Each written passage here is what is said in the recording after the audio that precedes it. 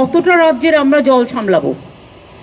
বিহারে বৃষ্টি হলে জল চলে আসছে ফরাক্কা দিয়ে, ইউপিতে বৃষ্টি হলে ফরাক্কা দিয়ে জল চলে আসছে গঙ্গায়, গঙ্গা টুবু হয়ে যাচ্ছে। আমাদের জলটা যাবে কোথায় এখানে জল বৃষ্টি বেশি হলে? তারপরে ধরুন ডিবিসি তো ইচ্ছে মতো জল ছাড়ছে, পুরোটা নিজেদের খালি করে দিয়ে নিজেদের বাঁচাচ্ছে, ঝাড়খণ্ডকে বাঁচাচ্ছে। ঝাড়খণ্ড বাঁচুক আমি চাই, কিন্তু তোমরা সিলট্রেশন করছো না কেন? ডিসিলট্রেশন করছো না কেন?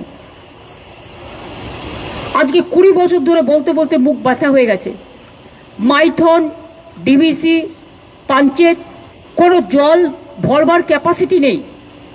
তাহলে রাখার দরকার কি? ড্যাম না থাকলে ভালো হতো, তাহলে জলটা ন্যাচারাল কোর্সে আসতো, ন্যাচারাল কোর্সে বেরিয়ে যেত, সবাই সমানভাবে ভাগাভাগি করতে পারতো।